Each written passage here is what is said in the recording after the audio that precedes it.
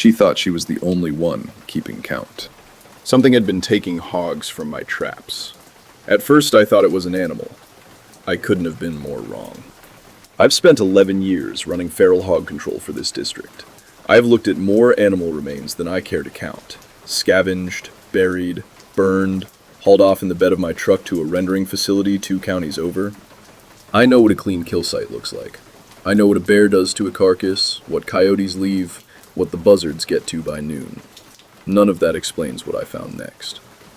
It was the second week of October, cold enough that my breath sat in front of me at the truck, when I walked up on Station 4 expecting to find it the way I'd left it 4 days earlier. Baited, quiet, undisturbed. Instead, there was a small stack of bones sitting dead center of the corral trap, arranged into a shape too deliberate to be anything but intentional. Long bones on the bottom, ribs fanned out above them, and on top, a skull too small to be anything I'd trapped, placed with what appeared to be care. I'd field dressed the confirmed cull from that station myself 4 days before, and left it clean for pickup, same as always. I know that because I logged the ticket myself.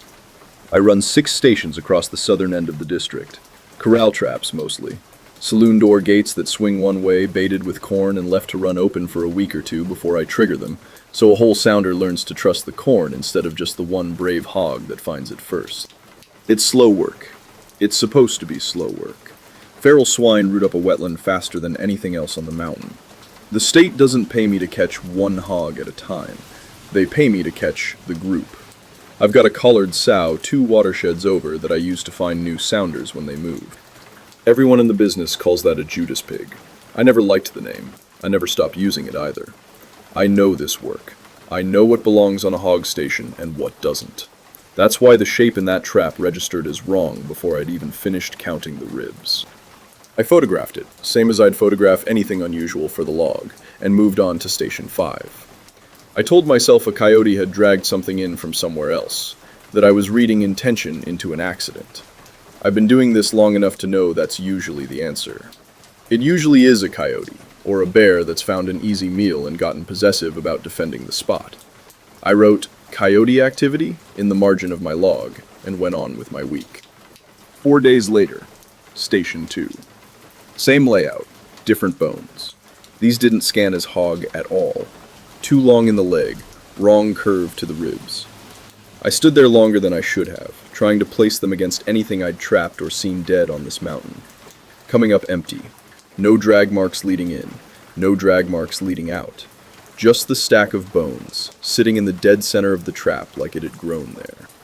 I called it in that afternoon. My supervisor's a good man, 20-some years in the district office, and he did what any of us would have done with a report like that. He offered me the easy explanation. Bear, probably, caching food the way they do before den season, or coyotes that had picked up on the smell of my bait and decided the corral was easier hunting than the woods. He wasn't wrong to say it. It's the likeliest explanation. I accepted it because I didn't have an alternate explanation. For 8 days after that, nothing.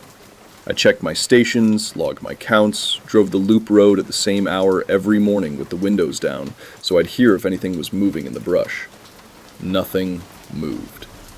I started to believe the coyote story myself. Then I found the tally mark. I keep a running count at each station, written on a paper sheet clipped inside a weatherproof box that is bolted to the trap frame.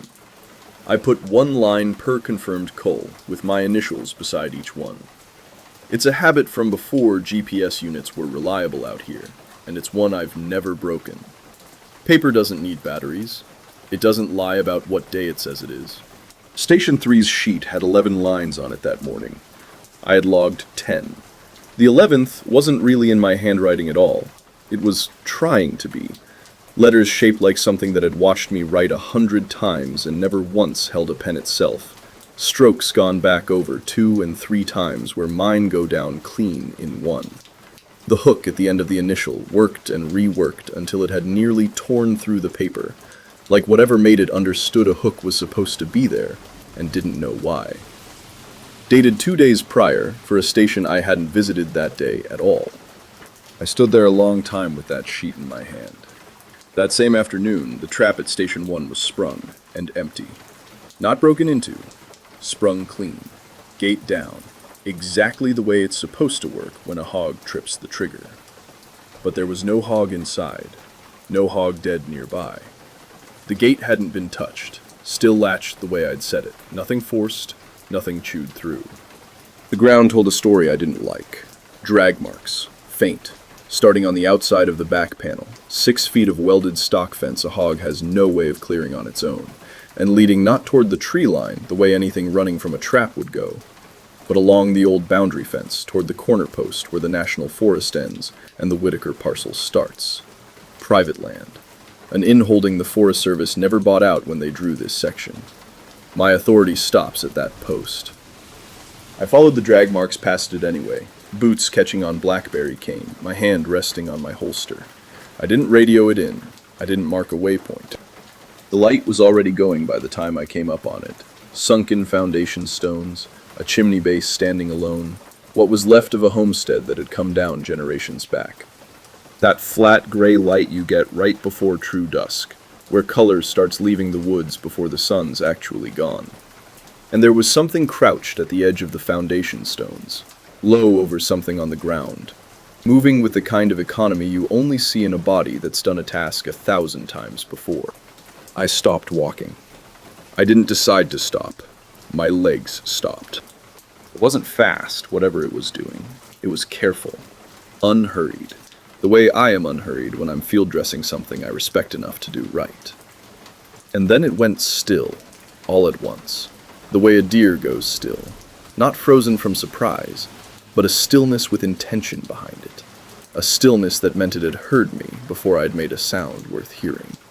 It lifted its head. There was bone where a face should have been, not a mask, not something worn, bone the way a skull is bone, pale even in that failing light, catching what little was left of it. It didn't run. It looked at me the way I look at something I've caught and am deciding what to do with. For several seconds, neither of us moved. And I understood, the way you understand a thing in your body before your mind's caught up to agreeing with it, that I had interrupted something, not discovered it. I got myself back to the truck. I don't remember every step of that walk, but I remember brush breaking off to my left the whole way, keeping pace with me through timber too thick to see into. It was matching my stride whether I sped up or didn't. I didn't look. I remember it was full dark by the time I made it to the truck, its sound falling off somewhere around the old cattle lane. It was like it had let me get that far and decided that was far enough. I remember the fence wire that caught my forearm going over the old boundary line. A long, clean scrape I didn't feel until I was behind the wheel, doors locked, hands shaking too hard to get the key into the ignition on the first try.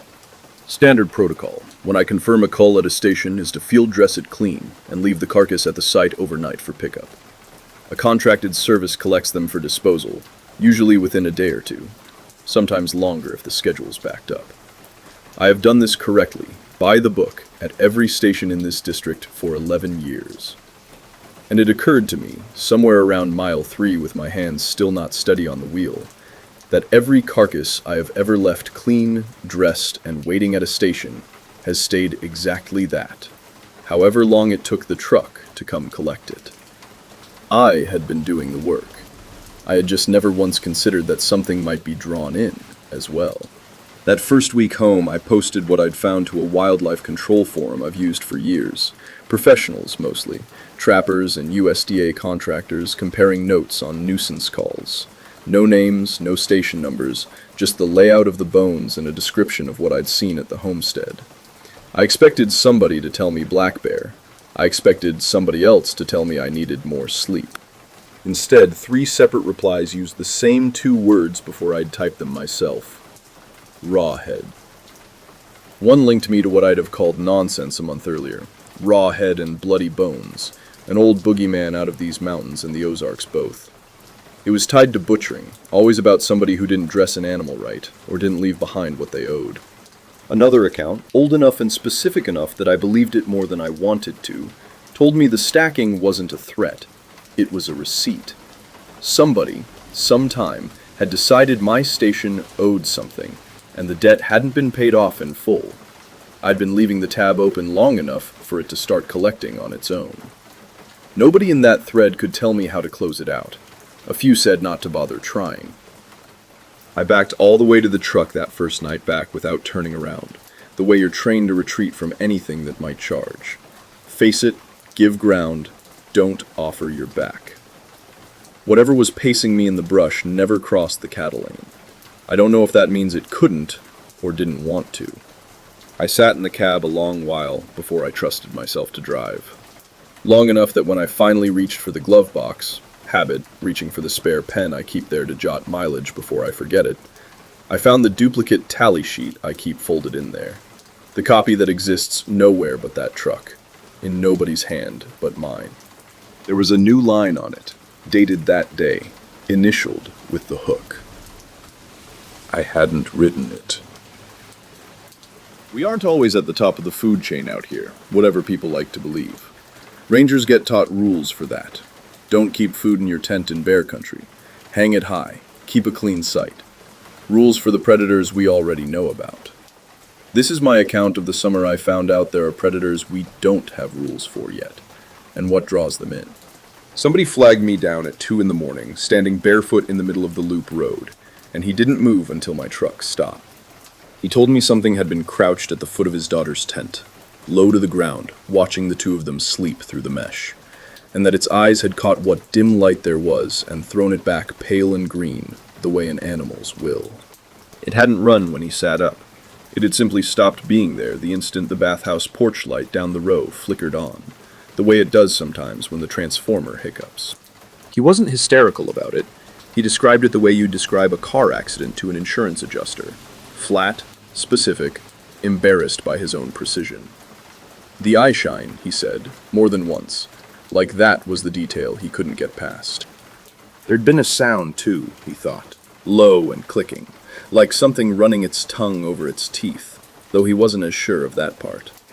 Gone the second the light came up.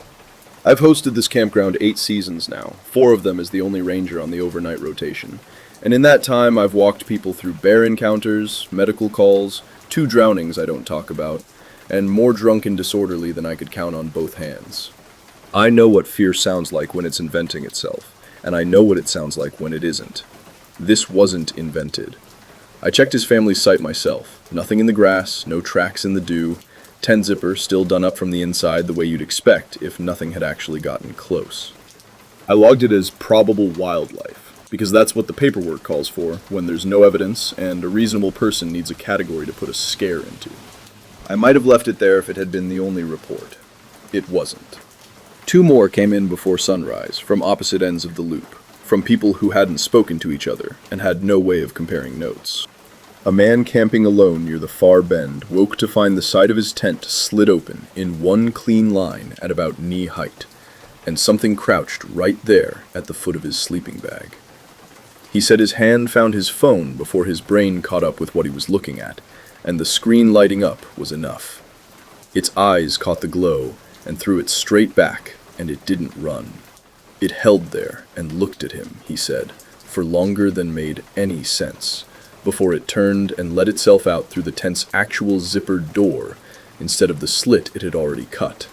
Unhurried, the way you'd leave a room you were finished with. He'd left a lantern burning on his picnic table past 10, he told me later, sheepish about it. A retired couple near the bathhouse walked me out to their truck and stood there, pointing at nothing in particular, describing the same low shine they'd seen crouched near the bumper. Their own sight light, one of those clip-on lantern types, was still going when I got there, well past when it should have been, though none of us thought anything of that at the time. When I asked what else they remembered, they both said it at the same time, unprompted. The sound. A thin, wet clicking, like a tongue working against teeth, coming from somewhere they couldn't pin down.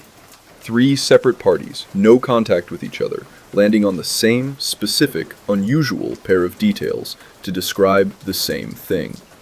People don't coordinate an urban legend that precisely by accident. Something had been seen and heard, by enough different eyes and ears independently, that I stopped being able to file it under probable wildlife in my own head, even while I kept writing that phrase in the log, because I didn't have a better one yet. I walked the loop 2 extra times a night for the better part of a week after that. Nothing. No reports, no dog barking at nothing, no man standing in the road in his socks. Just me and the truck's low idle, and the kind of cold that gets into a gravel road at 3 in the morning, breath fogging in the headlights. Every empty site looking exactly like an empty site is supposed to look. I wasn't careless. I was doing what 8 seasons of this job teaches you to do, which is trust the data over the dread. The data said quiet, and quiet could mean either of two things: that it had never been much more than a story getting away from itself, or that whatever had caused it had simply moved on to some other stretch of the county. I figured it was probably a combination of both. Campfire talk does that to a place sometimes. One good scare story gets told over enough sites, and by the third retelling, half the campground's seen something that never happened at all. I'd watched that pattern play out before, with bears that turned out to be raccoons, turned into black bears, turned into something with red eyes by the time it reached Site 40. It wasn't that. 2 nights before I was proven wrong, I heard something on a normal round that I never wrote up, because I didn't have a category for it either. An empty site, no one booked in, and a thin clicking coming off the tree line. Even, patient, almost rhythmic. The kind of sound that wants to be an insect if you let it. I've spent 8 seasons learning what the animals in tree line sounds like, and that wasn't one of the normal sounds. I swung my light across the brush, and the sound stopped. I stood there a long minute, waiting for it to start again. It didn't. I wrote it down as unidentified insect activity. Whatever caution the first round of scares had put into people didn't last much past a week. Camping trips are camping trips. Nobody keeps their guard up over 3 stories they only heard secondhand, and by the 7th night the loop looked exactly like it always does by day 5 or 6 of anybody's trip. Strings of lights back up past dark, campfires banked but not dead, the ordinary carelessness of people on vacation. On the 7th night, a family 2 rows back had a dog that wouldn't stop screaming. Not barking, screaming. The sound a dog makes when it's genuinely afraid rather than just alert, fixed on the tree line behind their site. I got there at a run. The dog quieted the second my flashlight beam hit the trees, the way dogs will when a person shows up and takes charge, but I could still feel whatever had put that sound in him hanging in the air like a held breath. The family's porch light was one of those little solar string lights people hang along their picnic table. Harmless, decorative, the kind of thing you buy at a gas station on the way in. It wasn't broken. It hadn't been knocked down or chewed through. It had been unscrewed from its little stake, carefully, and set upright in the center of the picnic table, base down, like someone had wanted it moved without wanting it damaged. The mother told me later they'd forgotten to switch it off at 10 the way the rules require. One more thing nobody thinks about on a camping trip until it matters. I stood there a long time, with my own light on that string bulb sitting so neatly where it didn't belong. And I understood that whatever had done that had hands capable of care. That's a worse thought than claws. Claws are an animal. Care is a choice. 2 nights after the porch light, I was running the loop road faster than I should have, headlights carrying just far enough ahead to be useless, when something was in the road that hadn't been there a second before. I stood on the brakes hard enough to lock the back end sideways on the gravel, dust coming up in the high beams, and for 1 full second, there was a shape crouched dead center in my own lane, low and still, facing me instead of away. Then the dust cleared and the road was empty, and I was sitting there with both hands locked on the wheel, and my heart going like I'd actually hit something. I checked the grill afterward out of pure reflex. Nothing. I told dispatch it was a deer that didn't clear in time. I don't think I believed that even as I said it. 2 nights later, on my normal loop, I caught it at the very edge of my beam for the first time. A low shape at the tree line, 2 points of shine where its eyes should be. Gone the instant my light swept fully onto the spot. Not gone the way something runs and you catch the motion of it leaving. Gone the way a held breath just ends. 4 nights after that one, it let me see more of it. Same edge of the same beam, but it held a half-second longer this time. Long enough that the shine resolved into something with a shape behind it, low and too broad through the shoulders. I heard the clicking again, close now. before the dark took all of it back at once. Every time after that, for the better part of a week, it was the same pattern. Always a little longer, always exactly one blink ahead of wherever the light actually landed. Like it was learning how much rope I'd give it before I looked away. The closest I saw it before the end was on foot, not in the truck, a few nights after the second time at the tree line. I was checking a busted spigot at an empty site, flashlight down at the pipe instead of up at the tree line the way I should have kept it, and when I straightened up it was close enough that I heard it before I saw it. That same clicking, right at shoulder height, no more than 15 feet off. I had my light on it and was backing toward the truck before I'd finished turning around. It didn't follow. It didn't move at all that I saw. But 15 feet is nothing. 15 feet is a bad half-second of hesitation away from whatever it actually wants. I sat in the truck a long time before my hands were steady enough to write anything down. That was when I started paying closer attention to when the sightings happened, and that's when the pattern of it stopped feeling random. Quiet hours at this campground run 10 to 6. Past 10, sight lighting comes down to the low path lights along the main loop, and every camper is supposed to kill anything of their own right along with it. String lights, lanterns, the works. It's the same line on the same laminated card as the curfew itself. Most people just never read past the part about noise.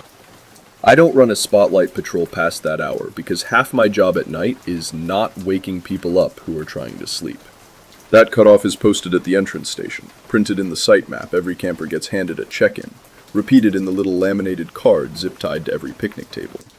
It is, by design, the most publicly available piece of information at this entire campground. It also hasn't looked like this for very long. The campground's older than I am. The woods past the tree line are older than the county's had a name for them. But the card itself, the specific 10 o'clock light cutoff printed on it, only got added a handful of seasons back, after a liability review. Everything else out here is old. That rule isn't. It took me longer than it should have to see it, mostly because I kept looking at the wrong half of the rule. I'd been thinking about the dark, the gaps in the path lighting, the stretch of loop road that goes black at 10. But every sighting, once I actually laid them out next to each other, had happened at a site where somebody's own light was still burning past the hour it was supposed to be off. The solo camper's lantern, the retired couple's clip-on light by their bumper, the family's string lights the night the dog wouldn't stop. Even that first report, if I let myself think back on it, the father had described some dim light near that tent for its eyes to have caught in the first place. I don't think it's reading a notice board, whatever it is. I don't think it can. I think it's drawn to light left where light isn't supposed to be, the way anything nocturnal drifts toward a porch bulb somebody forgot to turn off. The schedule just tells me, after the fact, exactly which nights somebody broke the rule. I thought about the clicking a lot around then, too, even and unhurried, on some rhythm of its own. And it occurred to me it picked up loudest whenever it had found whatever it was looking for. The night I finally saw it whole, I wasn't on my normal loop. I'd gone out alone, off schedule, to check an empty site at the far end that had been flagged for a downed limb. No families nearby, no other lit windows for 100 yards in either direction. I left the site's own lantern hook lit anyway, running off a battery pack I keep in the truck for exactly this kind of thing, and told myself it was so I could see the limb well enough to call it in properly. Some part of me went out there hoping to draw it in. It didn't run this time. My beam found it crouched at the tree line, same posture as every half glimpse before it, and it simply stayed, held still under the full light for the first time since any of this started. I got the whole of it in that beam. Eyes that threw the light back pale green and never once looked away from me to blink. Skin pale enough to look wet even from 30 feet. A stillness that had nothing nervous in it at all. The stillness of something that had simply run out of reasons to leave. The clicking started up again while I watched it. Slow, unbothered, coming from somewhere in it I couldn't place and didn't want to. Then it took a step. Not fast, nothing like a lunge. Just one unhurried step out of the tree line and onto the mowed grass, closing maybe 6 feet of the distance between us. Like it was testing whether the light would still hold if it did. My feet had me back at the truck door before I decided to move them. I didn't lower the beam. I didn't look away. But I stopped being someone watching it and started being someone deciding, in real time, exactly how much ground I was willing to lose before I ran. It didn't take a second step. We stayed like that after, my light on it doing nothing at all but that sound and the 6 feet it had already taken. Long enough that I started to understand the light wasn't what had ever kept it away. There had just never before been a night with no one else close enough to run toward, and now, for the first time, it wanted to know how much that actually mattered. I backed the truck out of there without ever letting the beam drop off it, all the way to the gate, and I don't remember consciously deciding to do that either. Some things your body just knows to do. I called it in on the radio, the way I've called in 100 nothing calls before. Probable animal, no injuries, site secure. That was the version I trusted myself to say out loud, and mean. Dispatch logged it and moved on, the way dispatch does with every routine closeout. I sat in the truck a long while after, at the gate, engine running, before I trusted myself to drive back through the loop. The bathhouse porch light was still burning when I passed it. It flickered once as I went by, not a transformer hiccup this time. I'd know that flicker anywhere after 8 seasons of these fixtures. One clean pulse, off and back on, in the exact rhythm of a bulb being unscrewed and reset by a careful, patient hand. Posting the card isn't enough anymore. I make people turn off their lights by 10 now, not just hand out a laminated schedule and hope everybody reads it. I walk the loop at hours I don't write down anywhere but my own notebook, and if I catch a lantern or a string of lights still burning past curfew, I don't log it and move on the way I used to. I knock. I stand there until it's off. I can't take the sign down. Families still need the cutoff printed somewhere. But the sign was never going to be enough by itself, and I know that now. Some nights, the light by the bathhouse still flickers. One clean pulse, off and then back on. Deep in the backcountry of Hollow County, there are emergency shelters that are maintained for people in trouble. The ranger responsible for them thought they were helping people. But she found something else there. The third shelter on my winter closing circuit was the one that told me something was wrong. And it told me before I even had the door open, because I could smell it from 20 yards up the trail. Cold ash, old and wet. And underneath that, something sort of sweet, like fruit left too long in a bowl. I stood there a second with my hands still on the latch, telling myself it was a dead mouse or mold, before I walked in and looked at what I was afraid I'd find. It was the second week of the winter closing circuit, the stretch of the season where the sun starts setting by 4 in the afternoon, and the high trails hold frost in the shadows even at noon. I'd been on foot since before sunrise to make the 10 miles between the last shelter and this one before the temperature dropped enough to make the switchbacks slick. This particular stop was nothing special on paper. A single-room emergency shelter at just under 7,000 feet, no amenities, no view worth the hike. The kind of place that exists purely so a lost or injured hiker has 4 walls and a wood stove between them and a night that could otherwise kill them. I'd resupplied it myself back in September, same as I do every year, and had no reason on the walk in to expect anything but a routine inventory check and an hour's worth of paperwork before I moved on. The cash was gone. Not raided. Gone. 6 weeks of pre-positioned emergency stores, the woodpile I'd stacked myself in September against the north wall, the sealed bins of dried goods and the propane canisters logged against exactly this kind of eventuality. All of it swept down to bare, packed dirt. The way a floor looks after you've mopped it. Not the way a floor looks after something's torn through it. No splintered bins, no claw marks on the doorframe, no scattered husks or gnawed wrappers, the kind of mess even a careful animal leaves behind. And if a hiker had used it the way it's meant to be used, there'd be something left over to show for it. A torn wrapper, a burned candle stub, a few cans still standing because nobody eats through an entire emergency cache in one bad night. There was none of that. Nothing partly used, nothing left over at all. Just clean dirt where 2 cords of split oak and a season's worth of food had been. My first thought, standing there, was the only one that made any sense. Somebody had stolen it. I've run this circuit alone for 6 winters now. 11 backcountry shelters and 2 fire lookouts strung across about 40 miles of high country. All of them due to be sealed up before the first hard snow locks the access roads for good. The job isn't complicated, but it's exact. Each shelter gets inventoried against the log from its last resupply, cross-checked can for can, cord for cord, propane canister for propane canister. You do not want to discover in February that a location you certified full has stood empty since October. Flues get sealed against nesting animals and the drafts that rot a roof out from the inside over a hard winter. Doors and windows get checked for signs of unauthorized overwintering, mostly hunters who think an empty Forest Service shelter is a free cabin, though I've found stranger things than hunters in 9 years of this work. Every stop gets logged and radioed in on a schedule dispatch keeps a hard copy of. Past a certain point on this circuit, there's no cell signal and no other ranger within a day's hike. Dispatch expects a check-in at least every 2 days, whenever I hit a rise with enough signal to reach them. Miss 2 in a row, and that's when someone starts the process of coming to find me, which, from the far end of this circuit, can take the better part of a week to actually arrive. I've pulled people out of trouble on this circuit before, and none of it looked like what I was standing in front of now. A hunter with a broken tibia I splinted and half-carried 2 miles to a spot the helicopter could reach. A father and son who'd wandered off a marked trail in September fog and spent a night in one of these exact shelters eating out of the cache I was now standing in front of. Empty. I don't spook at an empty pantry. I have a whole professional vocabulary for describing real trouble calmly on a radio to a dispatcher 40 miles away, and none of it had a category for what I was looking at. That cache wasn't accessible by vehicle.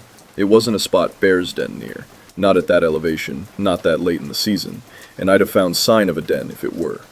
A person could theoretically hike in and strip it, but a person doing that leaves boot prints, leaves drag marks where they hauled 2 cords of wood and 40 pounds of canned goods back out, leaves something. There was nothing. Just the smell, the dirt, and the specific, deliberate cleanliness of a room that had been eaten rather than robbed. I logged it as bear activity, unconfirmed, cache compromised, recommend inspection, and kept moving. Because that's the job. You don't turn back off a 10-day circuit for one bad shelter. You note it, you keep closing, and you flag it for spring. The next shelter on the route was 6 miles further in. A squat little A-frame I'd restocked myself, personally, 8 days earlier. I remembered doing it. I remembered the specific ache in my shoulders from carrying the last of the propane up that final quarter mile of switchbacks. Remembered shutting the door behind me and thinking, there, that one's done for the year. It was the same. Worse, in a way, because 8 days is not enough time for anything natural to account for what I found. A cache stripped down to swept dirt, no scent of animal, no drag marks, no sign that anything had come or gone the way things that eat actually come and go. There was one print, though, half-formed in a soft patch just inside the threshold, and it didn't belong to anything I could name. Too broad for a boot, too narrow for a bear.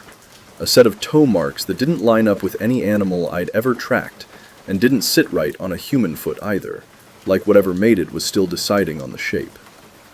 I photographed it, told myself it was a smear where 2 different tracks had overlapped, and made myself stop looking before I talked myself into something I couldn't put on a radio. Whatever had been in that cabin had gotten in, taken everything down to the last can, and left without another trace of how. I stood in that doorway longer than I should have, doing math I didn't like the answer to. 8 days, 6 miles between the 2 sites, over terrain that takes me the better part of a day to cross on a good trail. No vehicle access to either.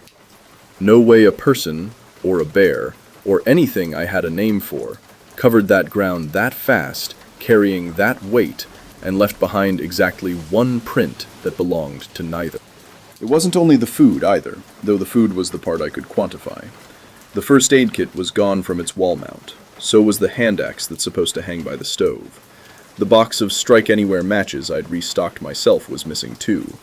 None of it useful as calories, all of it gone with the same swept, deliberate thoroughness as the food. An animal doesn't want your matches. An animal doesn't know what an axe is for. Whatever had gone through that cabin had taken the entire idea of the place. Everything that made it a shelter, and not just 4 walls, down to nothing. I radioed it in that night from the little rise where I could just catch enough signal to reach dispatch. And dispatch did what dispatch does with a report like that. Took it seriously enough to log it, not seriously enough to pull me off the circuit. A bear that hasn't denned yet, mobile, opportunistic, hitting caches ahead of a hard winter, happens some years, especially late ones.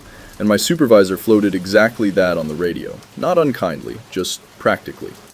Or squatters, working the circuit ahead of me, stripping shelters before I got there to seal them. That happens too. Usually hunters who've decided an empty cabin is a resource rather than government property. Both explanations were plausible. Both had precedent. Neither one required anything I hadn't already dealt with in 6 seasons of this work. The relief was real, not performed for anyone. I had 6 more shelters and a fire lookout to close before the weather turned. No reasonable way to abort a resupply circuit that deep in the backcountry, short of a genuine emergency, and a perfectly good, perfectly boring explanation, sitting right there waiting to be used. I used it. Bear moving ahead of me, getting greedy before its own denning. Or a squatter working fast and sloppy clean because he doesn't want to get caught with government stores in his pack. Either way, something I had procedures for. Something that didn't require me to stand in an empty cabin doing math about 8 days and 6 miles and no tracks. So I kept moving. 2 more shelters over the next 2 days, both intact, both exactly as I'd left them at last resupply. Each one that came back clean felt like a small vindication. Ordinary, I told myself. Still ordinary. I fell back into the rhythm of the job. Boots, inventory sheets, the particular satisfaction of a flue sealed clean against the first snow. For 2 days, I mostly forgot to be afraid. You can forget almost anything if the work in front of you is demanding enough to fill the space fear was using. The first real cold front of the season came through on the second of those 2 days, dropping a dusting of snow above 8,000 feet and putting an edge on the wind that hadn't been there the week before. There's something about the actual physical business of winter arriving. Frozen bootlaces, a wood stove that needs coaxing, the particular ache of cold hands doing fine work with an inventory pencil. It leaves less room for anything else. I remember standing on the porch of the 5th shelter that second evening, watching my breath fog in the last of the light, thinking, almost fondly, that this was just the job. Ordinary hardship. The kind I signed up for. It was on the trail to the 6th shelter that I found the first sign of an actual person. And for a while, it felt like a relief. A lean-to of cut branches and a stretched tarp, tucked back off the trail where you wouldn't see it unless you were looking for it. A fire ring, cold, but used more than once. A row of cans, empty, rinsed, set upright in a neat little line like someone was proud of not littering. Boot prints all around it, ordinary boot prints, human-shaped and human-sized, the kind of tracks I've spent a career reading. I stood there, almost smiling, because a person is a problem with a name and a procedure. Unauthorized overwintering. I had a form for that. I found him an hour later, at the edge of a clearing above the lean-to, close enough that I understood he'd probably watched me coming for a while before I ever saw him. Older than I expected, maybe 60, dressed in 3 decades of donated hunting gear, beard gone the color of dirty snow. He didn't run and didn't reach for anything, just stood with his hands loose at his sides the way you're taught to stand when you don't want to look like a threat. I identified myself, told him camping without a permit this deep in the closing season was a problem I could work with him on if he came in peaceful, and asked him straight out if he'd been into any of the emergency caches. He laughed at that, not unkindly, more like I'd asked something a little sad. Said he'd never touch a cache. Said the word never twice, like it mattered to him that I believed that one specific thing, even if I believed nothing else he was about to say. Then he went quiet, and told me the woods keep their own accounts, and that every door I shut on a shelter I'd left full was a promise I was making to something that collects on promises, and I'd do well to leave a little out before I seal the place up, rather than take every last thing and call it secure. I asked him what he meant by it. He looked at me a long moment and said I'd know it when I saw it, and that when I did, I shouldn't run the way a person runs. I logged him as a transient, noted his location for the file, and told him I'd be back through with someone from the district office before the passes closed. that he needed a plan that didn't involve wintering out here alone. He said he had a plan. He didn't say what it was. I left him there because I had 6 more shelters and a lookout tower left on my circuit, and no grounds to compel a grown man off public land on the spot, and because, I'll admit it, some part of me had already decided he was my answer.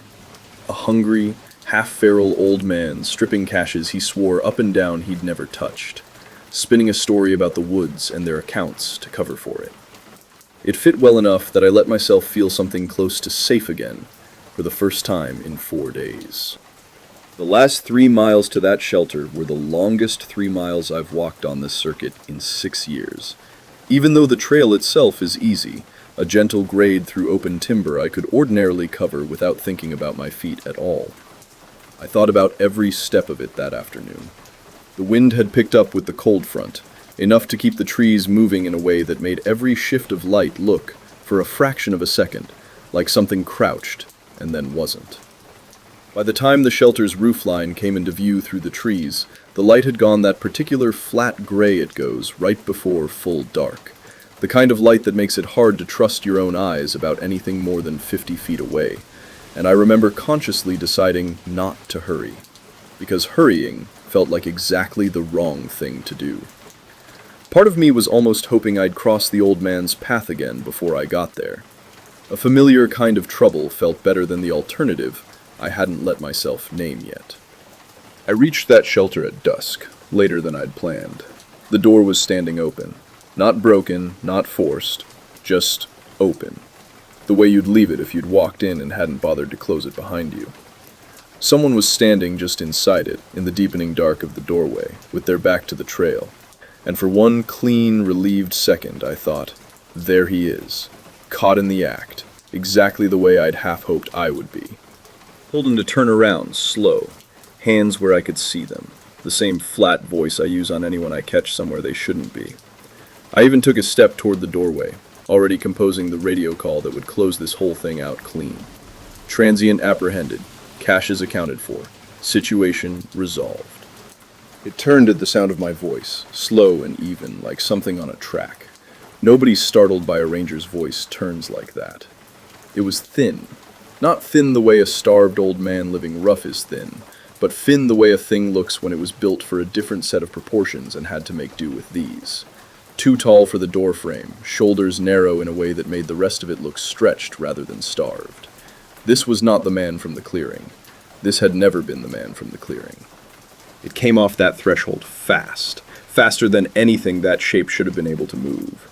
And every bit of training I have says you do not run from something that outweighs you and knows the ground better than you do.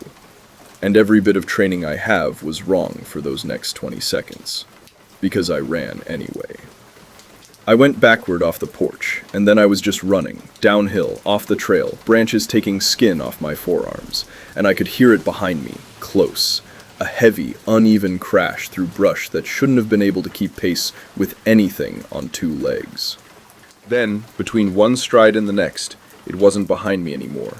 No slowing crash, no retreat I could hear, just an absence where a presence had been a half second before. I kept running anyway, another quarter mile at least, until my legs made the decision for me, and I went down hard in a stand of laurel, and lay there, listening to nothing but my own heart, for longer than I want to admit. I didn't understand, lying there, why it had let me get that far. I understood it even less by the time I'd stopped shaking enough to stand. It isn't until later that I found a shape for it. In the moment, there was only the fact of being alive, and the fact of not being followed, and no way yet to explain either one.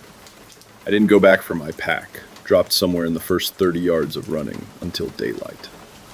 I radioed my position from a clearing I didn't fully trust either, logged the sighting in language careful enough that dispatch wouldn't pull me off the circuit for it, and honest enough that I could live with having written it, though I left the running out of the official version. I made camp on bare rock a half mile off, somewhere with sight lines in every direction and nothing at my back. I did not sleep. It was somewhere in those sleepless hours, going back over the whole circuit in my head, the order of the shelters, the dates I'd resupplied each one, the dates I'd be sealing each one for the winter, that the shape of what was actually happening finally organized itself into something I could understand. The chase was the piece that allowed it all to click, once I let myself sit still with it. I've been charged by a black bear exactly once in 9 years, a sow with cubs who came at me hard for maybe 30 feet before peeling off the second I'd put real distance between us and her den, because the whole point was never to catch me, only to make sure I left. What had come off that threshold moved the same way, fast, loud, close enough to taste, and then simply finished the moment I was far enough from whatever it considered its own ground. It hadn't been hunting me. It had been running me off a kill site, the way anything territorial runs off anything that gets too close to a fresh one. And the fact that it had that kind of restraint, sitting right alongside that kind of speed, scared me in a way the running itself hadn't. That was when the old man's rambling stopped sounding like rambling. Leave a little out for it before you seal a place up. Don't run the way you run from a person. He hadn't been confessing to anything when he swore he'd never touched a cache. He'd been telling me, as plainly as a person can tell a stranger something like that, and still expect to be believed. I thought about hiking back to find him and ask him the rest of it properly, and then I thought about the fact that I hadn't seen his lean-to again on my way past it that evening. Not the fire ring, not the neat row of rinsed cans, like the whole camp had been packed up or swept away in the few hours between when I'd left him and when I'd come back through. I never did find him again. I don't know if that means anything. I've decided I'd rather not know which answer I'm hoping for. Closing a shelter isn't just shutting a door. It's a specific, documented act. Inventory confirmed, flue sealed, structure certified vacant and secure for the season, checked off a list that goes back to dispatch and, eventually, into a file that says this place will not be watched again until spring. I had been doing that, methodically, shelter by shelter, for the better part of 2 weeks, working my way along a fixed route in a fixed order that had been set months ago and that I had never once deviated from in 6 seasons. Because there was never a reason to. I went through it by date, out loud, in a whisper, the way you talk yourself through a checklist when there's no one else to check it against. Shelter 1. Resupplied in September. Cache found stripped on the day I arrived to close it. Shelter 2. Resupplied 8 days prior. Stripped the same afternoon I got there. Nothing had ever been hit early. Nothing had ever been hit while I still had a resupply logged as current and a closing still pending. Every single strike had landed in the window that opened the moment I certified a location done and moved my attention to the next one on the list. Never before, never during, always exactly after. Every cache I'd found stripped had been a shelter I'd already closed, or was about to close, on this exact trip. Every fresh sighting had come after I'd sealed the previous location and moved on. I wasn't finding a predator working ahead of my circuit at random. I was watching something track my own closing schedule in real time, moving into each location precisely as I certified it unwatched, staying just far enough ahead that the pattern read as coincidence until you laid all the dates out end to end, the way I finally forced myself to that night. My checklist, the exact document that was supposed to mean a place was safely secured against the winter, was functionally a countdown. Each shelter I closed was one more door I'd personally certified nobody would be checking on again until spring. And there was one shelter left on my route, the last stop before the trailhead, the one nearest where my truck was parked and waiting. I looked at the map a long time that night, tracing the 6 seasons of habit that had put me on this exact route in this exact order, and understood that whatever was doing this hadn't needed to hunt me across open country at all. It had just needed to read the same schedule I'd been handing dispatch every season, and let me walk myself, one certified empty shelter at a time, toward the last one on the list. I got to that last shelter, the fire lookout tower at the trailhead end of the circuit. The one stop on the whole route with a name I actually use instead of a number, because every ranger before me has called it the same thing for 40 years, a full day ahead of where the pattern said I should arrive. I don't fully know why I moved the schedule up.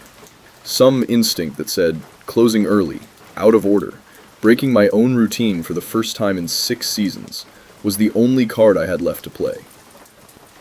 It was already there. The tower sits above the tree line. The last 100 feet of the approach is nothing but switchback stairs bolted to the outside of the structure. No cover, No way up or down except straight through whatever's waiting at the top. I climbed those stairs with the wind coming up cold and steady off the ridge. No sound anywhere except my own boots on the metal and my own breath, going ragged well before the exertion should have accounted for it. Framed clean in the tower's open doorway, not hidden at the edge of anything this time. Not one blink ahead of a beam of light the way I half expected. Just standing, fully visible, in the low gray of a sky about to lose its last light. Skin stretched too tight over a frame built too tall for any doorway on this circuit. The joints of it wrong in a way I still can't diagram, even having stood there and looked directly at it. Its mouth was moving. Not speaking, not yet. Working, the way you work a muscle that's never done a particular motion before and is teaching itself the shape of it in real time. What it was shaping, slow and wet and almost there, was the first syllable of my own name. I have called in 100 routine closeouts in 6 years on this circuit. I did not call this one in as routine, and I didn't wait to see whether it finished the word. I broke the one rule I've never broken before. Every shelter gets inventoried and sealed shut before I move on, no matter what I find inside. I backed away from that tower without doing any of it. Didn't inventory, didn't seal the flue, didn't confirm the structure secure. Left the door standing open behind me, instead of doing the single thing every season of training has drilled into me as non-negotiable before winter cuts a place off from any help until spring. I'd always understood that rule as being about what a sealed shelter keeps out. Nothing denning down somewhere it shouldn't. Nothing getting into supplies meant for whoever needs them in March. I understand it differently now. Sealing a place shut also decides that nothing gets back out of it either. Not until spring. And this time, I couldn't make myself be the one who decided that.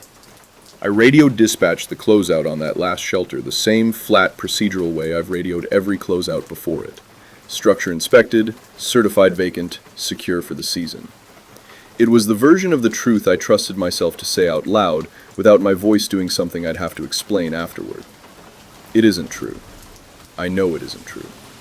Somewhere under an unsealed flue and a door I left standing open on purpose, in a fire tower 40 miles from the nearest plowed road, is something that spent 2 weeks learning to read my own paperwork well enough to walk it patiently all the way to my name. I don't know yet whether leaving that door open bought it a way out before the passes closed, or just bought it a way to keep feeding through everything the winter still has left to give it. I won't know until the roads open again in spring, and I check that shelter first, before any of the others, the way I have never once needed to before.